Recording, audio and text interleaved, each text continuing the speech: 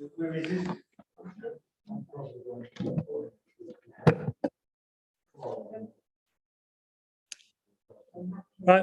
welcome everybody to today's meeting of City of York Council's Area Planning Committee. Straight on to the agenda then, are there any declarations of interest? Councillor Fisher?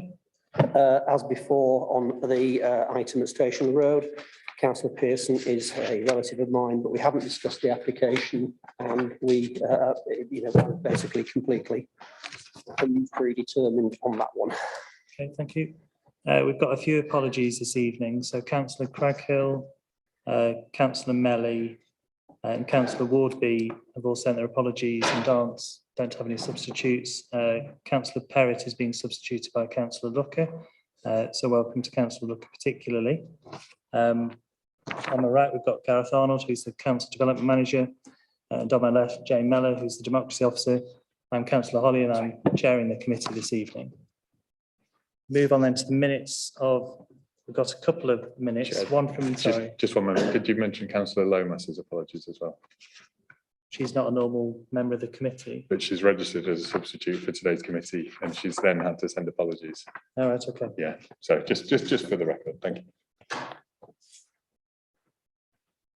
Okay, so we've got minutes from the 12th of August, and I think that's because an item was missed off previously, so we're sort of reapproving those. So assume everybody's happy. See a few hands, so I'm happy to sign those. And then we've got minutes from the 11th of November. Let's see any, Councillor Crawshaw. Thanks, Chair. It's not really a point of accuracy. I think the minutes are accurate. It's just a point, sort of a point of order. I think where in the last item, page 16, Councillor Fisher's vote is recorded. My view is that as a committee, we take decisions and we vote, and either that's the committee decision and it's recorded how, 5 were for and 4 against, or we have an individual named vote as we have done on the 12th of August, and everybody's vote is recorded. I feel a little bit uncomfortable with individual members wishing to have their individual votes recorded where other committee members are just recorded. So it's just a point of order to raise for members to perhaps consider. Okay, Councillor Fisher. It's in the Constitution, any member can record their vote on any issue they wish to do so. I just feel a little uncomfortable with it, that's all. Okay. Well, we'll go away and think about that, but I assume, yeah, that's just the way it is. The councillors can request their votes recorded if they so wish. It's all on the webcast anyway, so it's all visible for everybody. So we don't have any speakers under the sort of general public participation remit of the council, so I think we're happy then to move on to the plans list. And the first item is Cedar House, 29 Station Road, Haxby.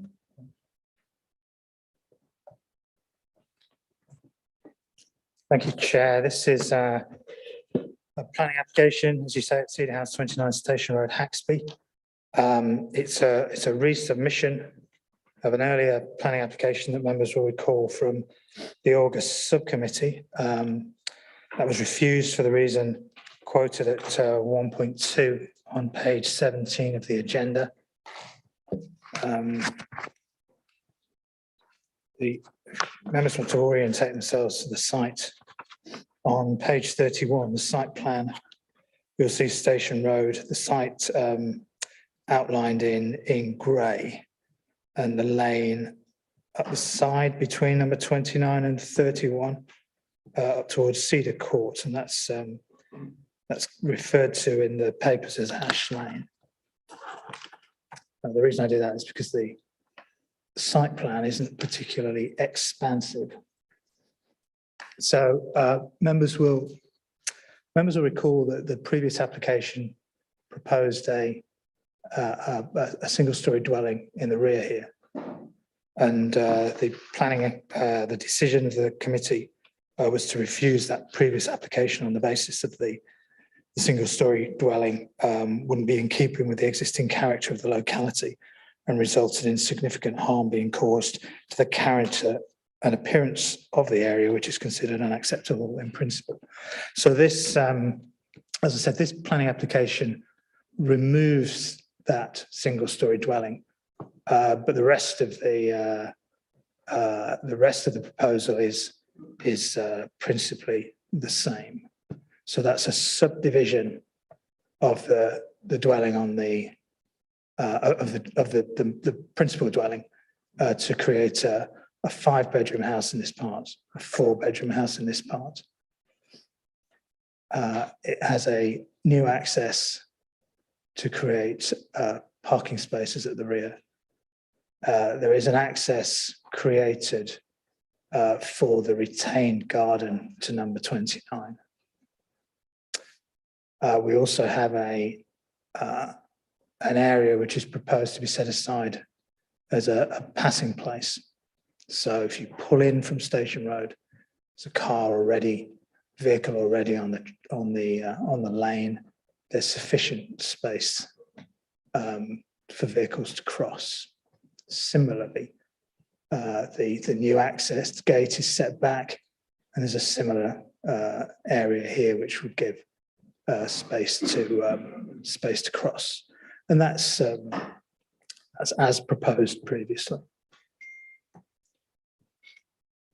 These are the floor plans, so they show the new dwelling here, and the subdivision rather to go across the back of the principal dwelling part of the house on the frontage. There's also proposed this single-story extension. Also proposed, so there's the single-story extension, also proposed rear dormer and a side dormer and some roof lights. Elevations to Ash Lane, this as existing is incorrect in terms of the dormer, that's as proposed. So you'll see that the gate, that's the existing location of the gate, that's being moved, and that's the new gate into the rear garden of the house at number 29. Some photographs. So here's the access to the lane. Parking to the front of number 29 as exists. As the lane taken. So this is to describe it, the sort of newly created dwelling to the right here. That's the rear of the property, and so the single-story extension would be in this location here. There's no further update to the published papers. Thank you. So I'll ask if the committee have got any sort of initial questions at this point. Councillor Daubney. Can I ask Gareth how the ownership of the garden is going to be divided up, please? Because at the moment, from the plan, it looks as if it all belongs to one property. Thank you. The gardens, this is the proposed boundary.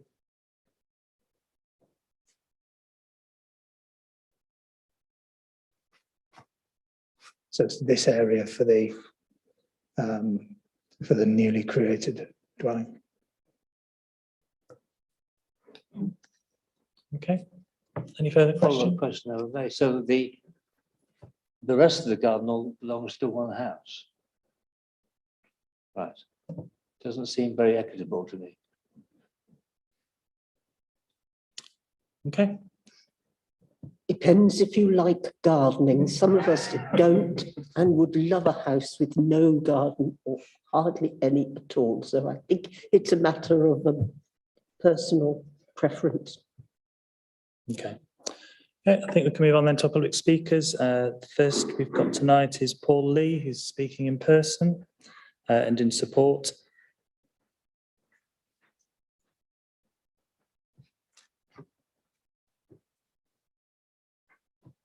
I'll just say you've got 3 minutes to address the committee. I'll give you a warning with about 30 seconds to go. But if you'd like to make a start in your own time. Thank you. Good evening. I'd like to say a few words to address the main objections. On the garden size, York Council don't give a recommended size from what I could see, but Basingstoke Council do.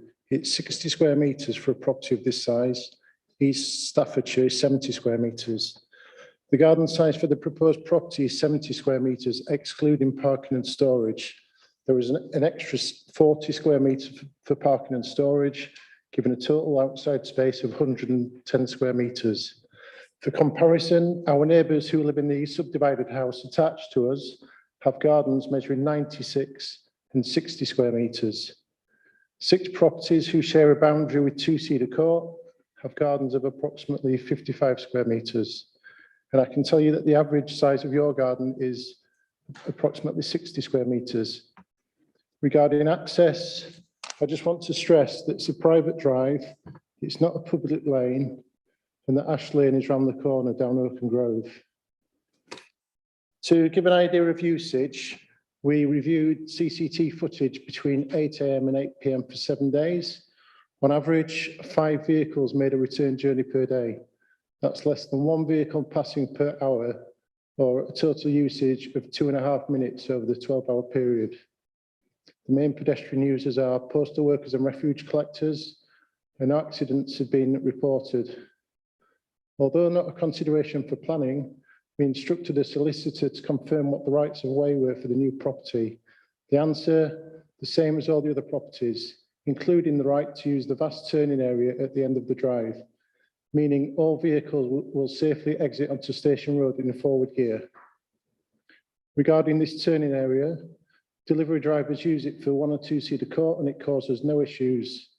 Just last week, there were 2 large removal vans parked on it, and during this time it was used by other vehicles and again caused no issues. I mentioned this to show it can safely be used by multiple vehicles, not to suggest visitors should be using it for parking. And to summarise, we've listened to the councillors' views from the last meeting. Councillor Fisher, you said on 2 occasions that if the 3rd dwelling wasn't present, you would have supported the subdivision of 29. Councillor Lomas, who was present, expressed a similar view, so we've removed the 3rd dwelling. The garden is in keeping with its surroundings. The more important point, safety, will be improved with the addition of the 2 passing places and improved visibility at the rear of 29, making it safer for all users. A view which I believe was shared at the last meeting by yourself, Councillor Crawshaw. Thank you for your time, and I'm more than happy to answer any questions. Thank you. Are there any questions from the committee? Can't see any, so thank you for your time this evening. Thank you. If we could hear next then from Richard Bailey, who's also speaking in person.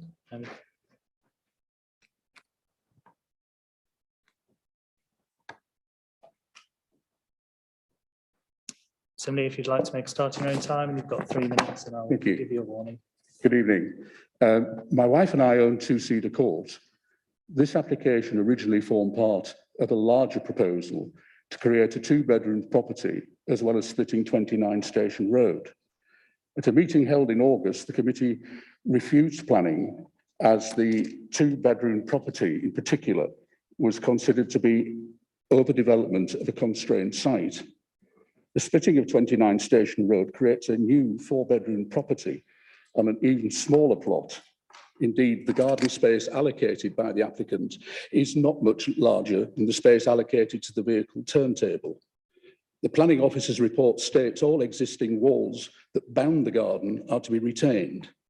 If a substantial part of the wall onto Ash Lane is to be knocked down to provide an additional vehicle access and a separate pedestrian cycle access, how is this possible? Also, the report states 1 Cedar Court will not see significant changes to its outlook, being a vehicle access and a long Victorian wall with mature and vegetation at present. Proposed changes will result in an outlook of 2 vehicle accesses, a pedestrian cycle gate, and the loss of 2 trees. And we cannot see how this is not significant. Ash Lane is long and narrow, with proposed development being refused in the past because of this. The provision of 2 narrow passing places may appear to alleviate the width problems, but does nothing to shorten the length of the lane, particularly for pedestrians. The City of Highways design guide seemed to be contravened in several instances, not least the fact that the proposed new vehicle entrance for the rear of 29 Station Road is 60 metres from the highway, with the guide requiring no more than 25 metres. Also, no shared drive should be located within 20 metres of a junction. The junction for Carve Close is 12 metres away. The turning head is owned by 1 and 2 Cedar Court, with 29 Station Road entitled to its use. But the new development where any visiting vehicles would have to reverse down Ash Lane onto Station Road if the turntable is fully occupied. Also, 1 and 2 Cedar Court and 29 Station Road are not allowed to park on Ash Lane or the turning circle, both of which must be kept clear at all times. The report does not mention the need to identify and keep free the second passing place where the turntable is to be located, nor exactly where cars are to be parked in the rear garden of 29 Station Road. Also, the future maintenance costs of Ash Lane and the passing places have yet to be agreed. Perhaps the division of the existing garden into 2 equal plots with parking at the front, as has happened with the other half of the semi-detached property, would overall be more appropriate and avoid what is clearly the overdevelopment of an existing site and why planning should be refused in its present form. Okay, thank Thank you. you. Any questions? So ask if the committee have got any. Can't see any questions, so thank you. Can I just raise a point of principle at this point Very of quickly. something that you've done? You have approved the meeting minutes for August, and in my view, the minutes are wrong with regards to 29 Station Road and Heworth. The proposals are the wrong way around. All right. Because if you read it, we shouldn't be here discussing this because both properties were refused according to the minutes. That's what was on the website. So I'll just Thank make you it as for raising for a that. point of accuracy. That was all I mentioned it for. Thank you for raising that. We'll Okay. check it out, and Thank you. I'm sure we can amend that if so. Can move on then to Councillor Pearson. Also speaking in person and in objection.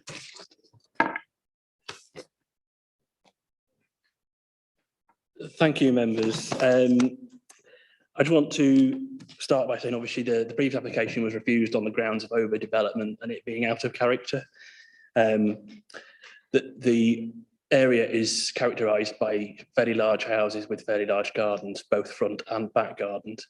I don't think the figures that have just been provided by the applicant actually take cognizance of the fact there's a front garden at the other houses, number 27 A and B. So the resubmitted proposal is virtually identical to the previous one without the bungalow, but there has been no attempt to address the concerns of the area planning committee with regards to the very small garden size, which is mostly taken up by parking. There's 2 key issues and conditions that I'd wish the committee to address on behalf of local residents, which are firstly to provide adequate parking to the front of 29 for both of the houses, which would be much more in line with what happens at 27A and B next door. And secondly, to split the back garden more equitably so that there's a decent garden which is more representative of what happens elsewhere in the area. Condition 1 would obviously go a long way to alleviating problems and safety concerns with the narrow and inappropriate access lane. Condition 2 would provide obviously a much more appropriate sized garden and outdoor amenity space. Condition 2 would also help reduce and remove the potential for future planning applications to be submitted. There's been about 15 planning applications on this site to build things in people's gardens. They've all been refused. This would put an end to that, and hopefully it will waste a lot less of this committee's time and any future iterations of this committee's time. And just one final point was the Highways Department have not submitted any comments on this application, but I am a bit disappointed about that. The planning officer did come out to do a site visit earlier in the year, and it was at school time. The school is right next door. There were 2 dangerous reverse moves. The planning officer will be able to verify that, which happened right in front of the driveway entrance. It really isn't appropriate, and hence I think the parking issue needs to be solved. Thank you for your time. Sorry, one one last thing. I just say that if the applicant was willing to accept the condition, it would be lovely if he could go away with an application with a accepted proposal tonight. But if he's not willing to accept the proposal, I'd like you to reject this application as it stands. Thank you. Thank you. Councillor Lucker. I mean, you mentioned gardens. I mean, I'm not very good at plans, but just looking next door at 2727A, both of them seem to have relatively small gardens at the rear. I presume at some point 2727A was subdivided. I don't know where 25 comes in. I can't see how you get into it at all. But it does seem to me that there is, next door does seem to have quite small gardens compared with some of the other areas. It's all very unequal, I suspect. I don't think we go around them, do we? Should we be going around making sure everybody has equal garden? I think my concern would be that this is reflective of the character of the area. The 27A and B have front and back gardens. There's only, from the driveway to 27 and 25, there are only 3 properties accessed from that driveway. At the moment, for 29, there's currently the 29, and then there's 1 and 2 Cedar Courts. There's already 3 houses on the one driveway, 2 of which have to be accessed via the long, narrow lane. So I just think it would be, it's dangerous. There's not a footpath. There's no pedestrian refuge. Yeah, I just don't think it's right. Thank you. Any further questions? I can't see any, so I'll thank you for your time this evening, Councillor Pearson. Can move on then if there are any further questions for Councillor Orrell. Thank you, Chair. The concern I get is that in future, the house that's been dropped from this application could come back. What would be the position if that happened? We just have to consider it on its merits at the time. I don't think this doesn't. This wouldn't weaken the authority's position. I guess it puts in the mitigation that was already proposed for the lane in terms of providing areas to pass, but that's not material in my view. The refusal reason was about the dwelling itself being out of keeping with the existing character of the locality, and that being harmful to the character and appearance of the area. So that reason would still be open for consideration to members. Thank you, Chair. Councillor Crawshaw and then Councillor Webb. Thanks, Chair. Yeah, it was sort of on that point, actually. I just wanted to understand what the implication is, because this was refused previously, specifically on that single-storey dwelling at the rear, which has now been removed from the plan. Would there be any problems with a new refusal reason being brought forward to refuse this application? Because I think we've heard people asking about overdevelopment or about highways, neither of which were mentioned in the first refusal. And I just wanted to understand what the implication of that might be.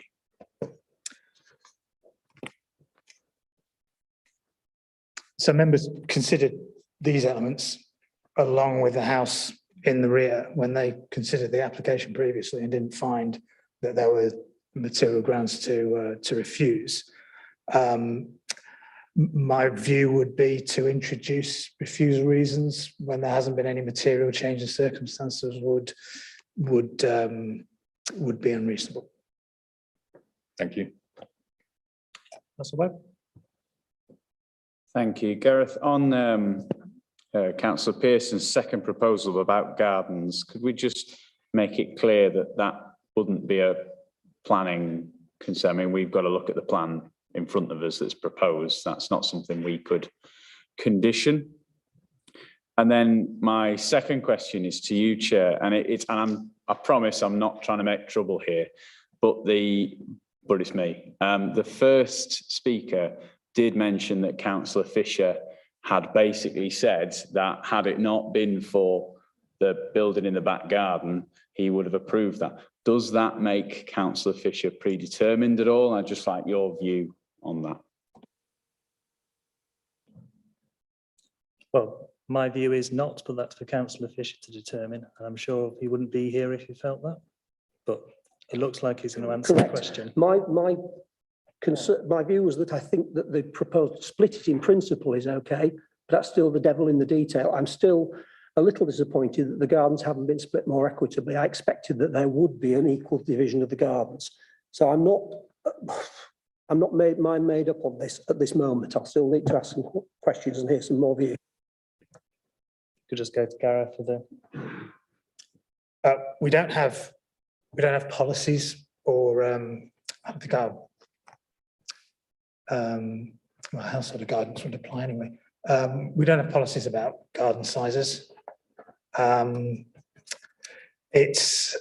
would say it's one of those issues that it's more for the market to determine whether a garden size is appropriate or inappropriate, where it doesn't cause, and there might be circumstances where a particularly small garden might cause an issue in the character of the area, but I can't see that it would, in this case, it's not apparent from outside the site that the garden is small or the garden is large. It's not something that you can readily perceive, and I'm not even sure if it was that would be a planning reason to refuse a planning application. Councillor Galvin. Chairman, can I just, at the risk of repeating myself, what our role is here? We are here to determine this application as it is in front of us. And quite frankly, we've got two choices. We can either agree with the officer's recommendation or we can disagree. And so I'm going to move, Chair, that this application be granted in line with the officer's recommendation. I don't have any problem with it whatsoever. I so move. Okay, still on questions at the moment, but just part. Oh, I'm sorry. Well, I mean, I think we'd finished, but I'll just check. Well, I'm moving it anyway. It's just getting Okay. nonsensical. Are there any further questions before we? No. Okay. So is anybody willing to second Councillor Galvin's? I think I saw Councillor Webb first. Yes, thank you, Chair. Yes, Councillor Galvin, I will second approval.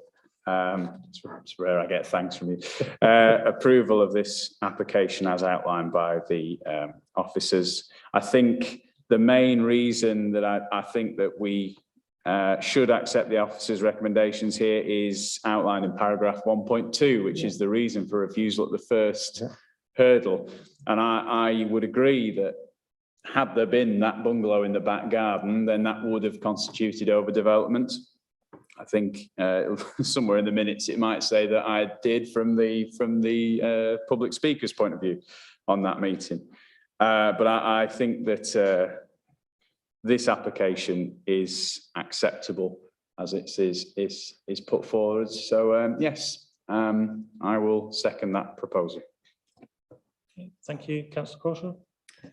Thanks, Chair. Yeah, Councillor Webb beat me to it, but I would have also been happy to second that proposal. I think all of the concerns that were raised have been addressed. The concern about overlooking from the dormers has been covered with obscure glazing to the side and noted that it's no different than 27 at the rear. I think highways officers were asked in quite some detail at the last committee hearing about the highways access and were clear that they felt that it was safe.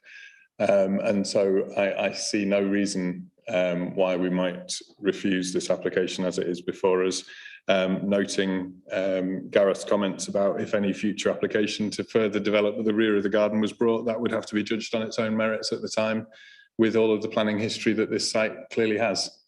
So I think we should approve the applicant has done what's been asked of them. Thank you. Any further debate? Councillor Fisher. Yeah, this is a turnaround for me because I voted against the subdivision of this house back in 1988, believe it or not.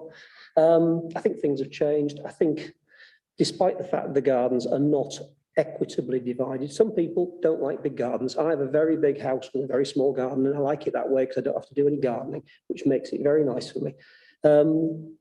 Obviously, it depends on whether they can sell this second house. That's a matter for the market to decide. But overall, in planning terms, I just can't see any reason to refuse it, to be brutally honest. So I will vote for it. Thank you. Any further comment? Councillor Orrell? Yeah, just a comment on the conditions, Chair. We normally have a no bonfire condition. I know it's for a subdivision, but it's still a development.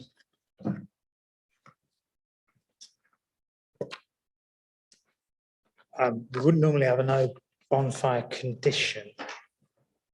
There may sometimes be the informative referring to the Control of Pollution Act 1974, which does refer to no bonfires. We could add that informative to a planning permission if members so wished. As the mover, Chair, I have no problem with that being added as an informative. Yeah, looks like that's agreed. Okay, no further debate. I'll just add my piece then. So I think at the last committee, I did say that I had concerns over the access, and I still do. Although I note that last time, obviously, it was for 2 dwellings and now it's for 1. And I think the inspector's decision previously, which was referred to last time, and I think there was a question over whether that was still applicable in the case of a sort of 2 versus 1 dwellings in the back. Now that it's back down to 1, I really can't see a case for going against officers' advice, because it's clear with the previous decision we took and with the inspector's decision that was based on, that any decision other than to approve would simply be overturned on appeal. So I'll be voting for it. On that, we could then take the vote. So Gareth, if you're able to give us a quick summary. So the recommendation and the resolution is that permission is granted subject to the conditions outlined in the report, and an additional informative referring to the Control of Pollution Act. Okay, thank you. So if I could see all those in favour of the proposal. So that is unanimous, and so that's approved. Okay. So I'll just give members of the public a second to leave if they wish. Obviously, you're very welcome to stay for the second item.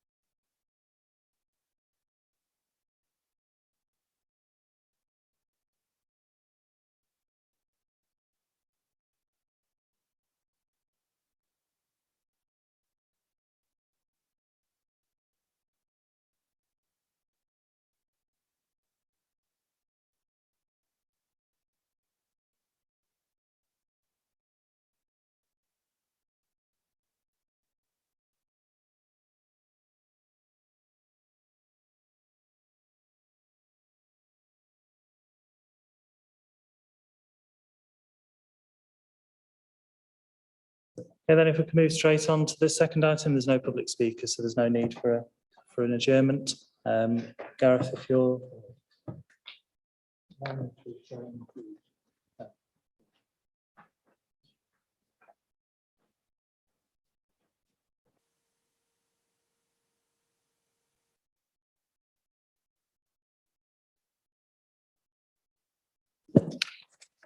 So this application at 27 Blockhouse Lane in Earswick, slightly complicated set of drawings.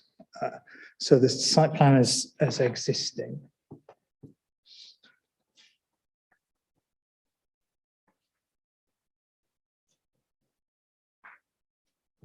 Which will probably become more apparent when we see the photographs. So the house, the main house is here, and this is a garage with annex. And this property here is the adjacent property, which you can see on page 47, which gives a better indication of how the property sits in its surroundings. Site plan is proposed, as you can see, there's this proposal to build an extension to the side that links into the existing carriage. There's also a rear extension, a front extension. The floor plans as existing, and then the floor plans as proposed.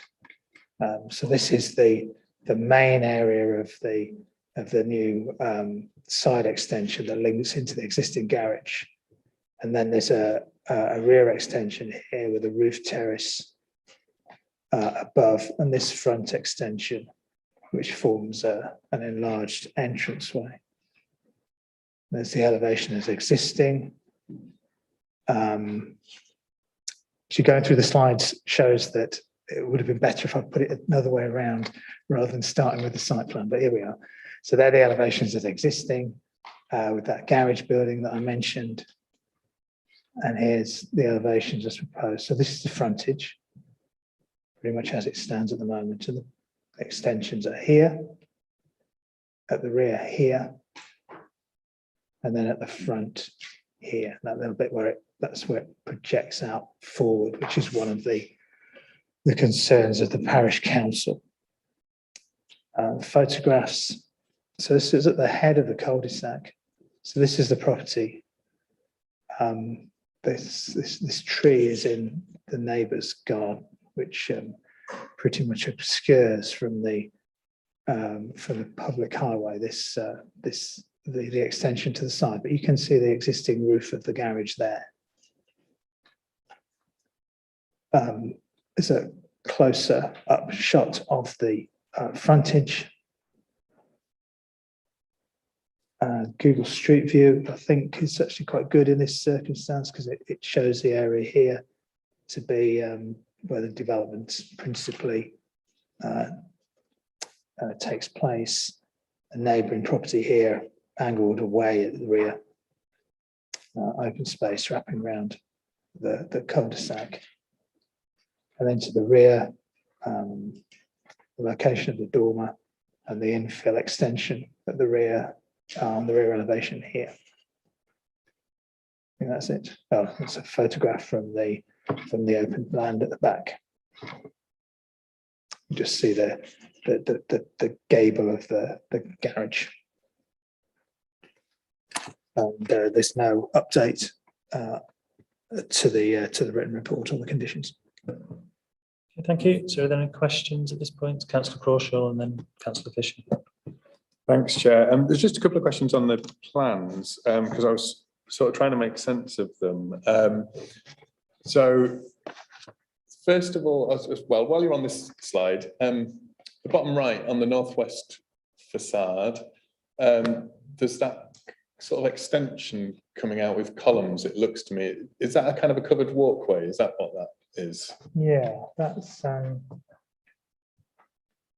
back to the roof terraces between the two wings. So it says. Yeah, that bit, yeah. Yeah.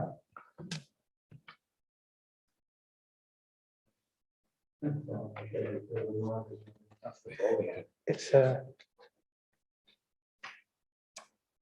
I don't know, it's a colonnade, I yeah, guess. like a sort of veranda type thing. Yeah. Yeah. And then I just wanted to, so on that drawing where your pointer is, if you just look to the left slightly, there's a kind of circle. Is that a spiral staircase inside or is that something else? Because that appears both in the proposed and the I think existing, but again, I couldn't quite make sense of that. I don't know. That's, no, I don't know what that is. It does look like how you would express a spiral staircase. Yeah. There isn't a, But there didn't seem to be an there upstairs. isn't a first floor. No, maybe there might be something in there with that little round window. And then what I wanted to just understand more clearly is the ridge height on the new extensions appears to be quite significantly higher than the existing ridge height on the garage. But what is the difference in? I mean, I'm judging based on that building again, where you've got your pointer actually. That I think the ridge of that little bit was approximately the ridge height of the garage. Yeah, I don't have the figure, and I'm afraid I don't have the means to measure it on this package. All I can do is toggle from one to another. So the ridge of the dormer, the ridge of the garage is slightly less than that side single story, and that comes to springs from a point just below that eaves line there. So that was at that point.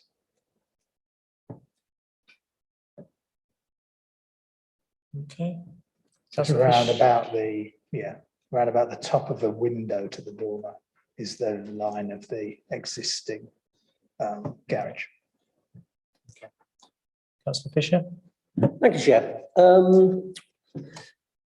With regards to the report, it makes comments about the draft local plan, that is 2005 Development Control Local Plan, the house extension alterations supplementary planning document. It makes no reference whatsoever to the adopted Earswick neighbourhood plan.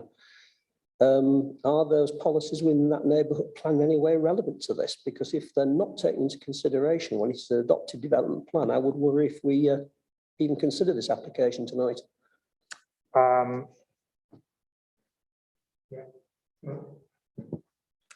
We'll have to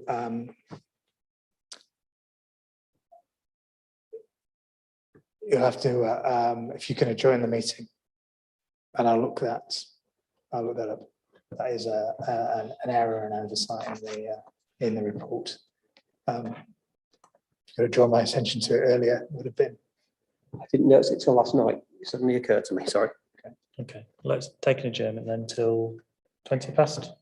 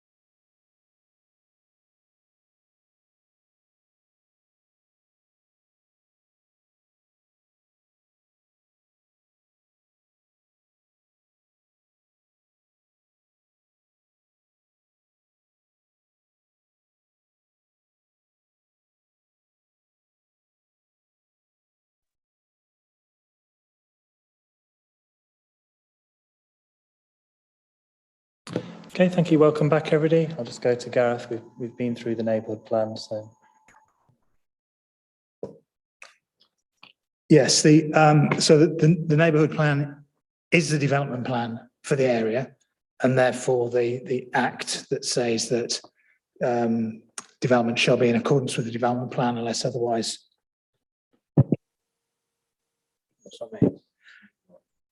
Unless otherwise, unless material considerations indicate otherwise, would be engaged. But the local plan doesn't, sorry, the neighbourhood plan doesn't have any policies which to my mind, impact on or should be taken into account with this particular application.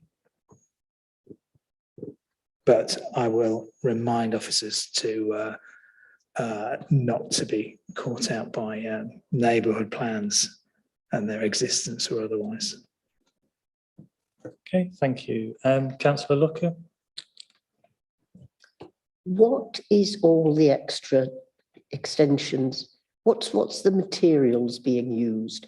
Because it seems to me, looking at pictures, it is very essentially a brick-based landscape within Earswick, which I don't know.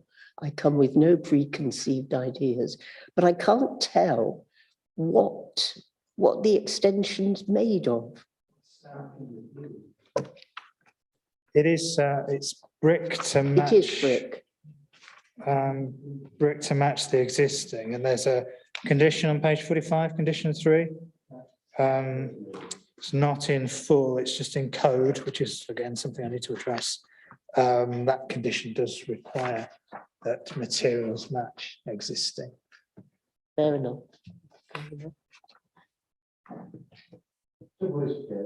These drawings, that was almost just covered the room. I do understand it, you know, that ain't really how it's looking.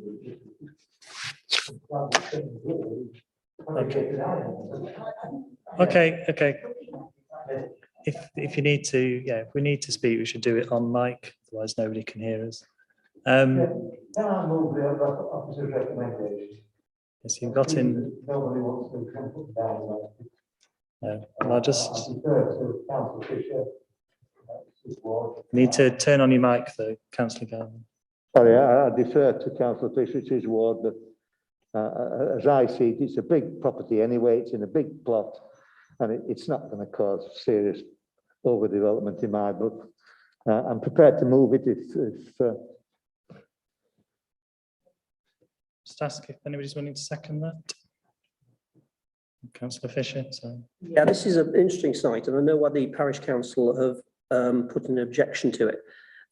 This whole site was originally a pig farm. It was a greenbelt site. It was approved in 1994 by Rydale District Council. I know because I voted for it. And the whole idea of it was to be a very spacious garden-style estate.